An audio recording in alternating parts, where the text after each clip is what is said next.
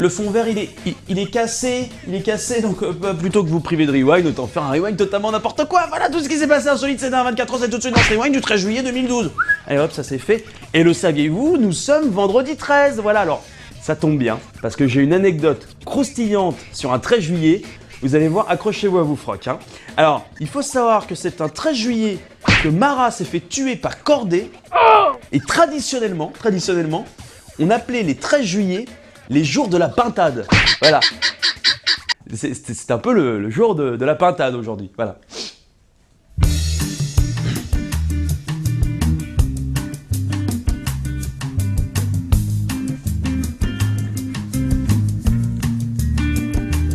Vous n'en avez rien à foutre, c'est ça, vous en battez totalement la race de ça. Ok, j'ai bien compris, vous ce qui vous plaît c'est les nichons, c'est les gros nichons, c'est ça que vous aimez, parce que vous êtes des pervers. Eh bien très bien, la voilà votre dose de nichons, c'est cadeau, c'est rewind, mais... La chaîne TCL va diffuser en effet dimanche un reportage sur la femme qui possède la plus forte poitrine naturelle, je précise, du monde. En effet, les seins d'Annie, 53 ans, pèsent environ 38 kg, lui ont permis d'entrer dans le guide des records. Cette quinquagénaire souffre de gigantomastie, j'ai réussi à le dire, qui se caractérise par une extension progressive de la poitrine depuis son plus jeune âge. Mais pour elle, pas question de se faire opérer, oh que non! Annie est fière de ses attributs et explique pourquoi réparer quelque chose qui n'est pas cassé. Voilà, vous l'avez votre dose de nichon, vous êtes heureux maintenant, hein? Et moi qui voulais jouer un petit peu sur ma corde Stéphane Bern, j'ai envie de vomir sur moi. Bonjour à tous, c'est Sylvain pour le Rewind et cette semaine j'ai testé pour vous le Cinnamon Challenge. Alors le Cinnamon Challenge, qu'est-ce que c'est? Ce sont des gens qui se filment sur les internets en train de manger une grande cuillère de cannelle. Donc on va tester ça. Grande cuillère de cannelle.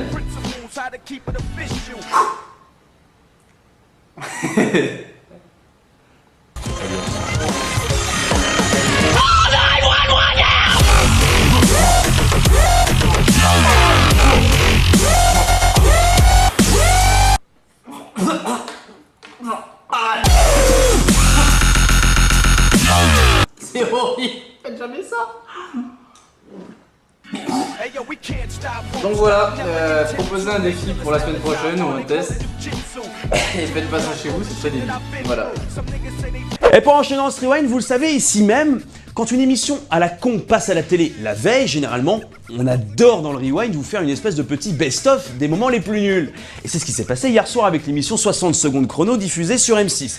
Le principe de cette émission est très simple, vous avez 60 secondes pour réaliser des petits défis marrants et possibles au quotidien. C'est-à-dire que ce ne sont que des objets du quotidien que vous avez à disposition et vous devez faire des défis. Et je vais vous dire quelque chose. Quand tu rentres d'une journée de travail éreintante, que tu es fatigué, que tu es peut-être même un peu dépressif, qui sait, et que tu allumes ta télé, et que tu vois ça... Dans cette épreuve, un membre de l'équipe va devoir amener 2 biscuits de son front à sa bouche en n'utilisant que les muscles de son visage. 2, 1...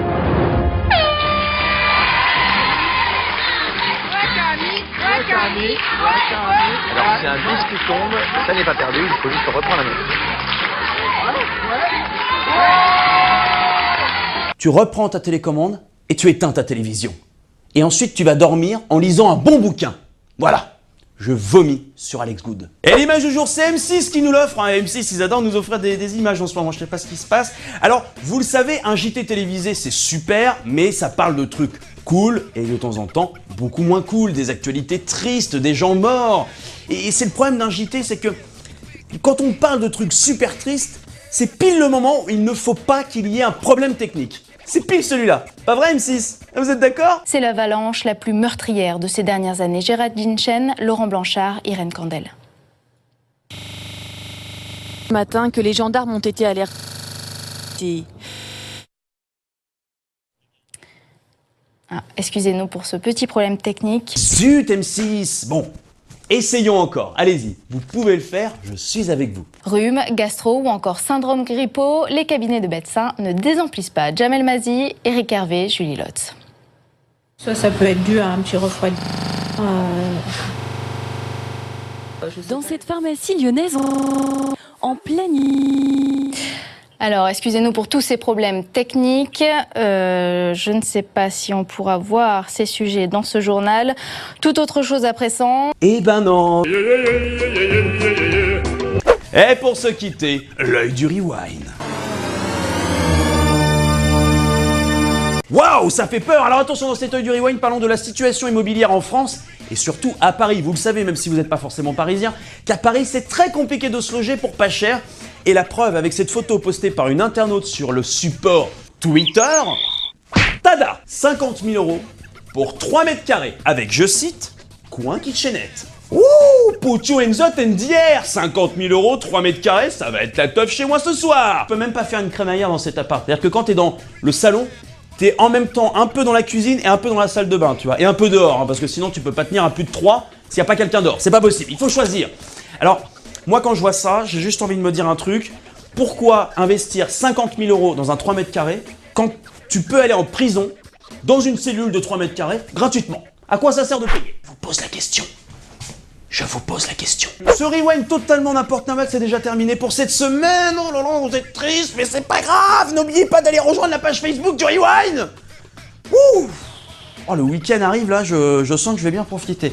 Et avant de se quitter, aujourd'hui, Michel a décidé de sauter d'un trampoline à un matelas. Donc jusqu'ici, tout est sécure. Mais c'est Michel, hein, donc on le connaît.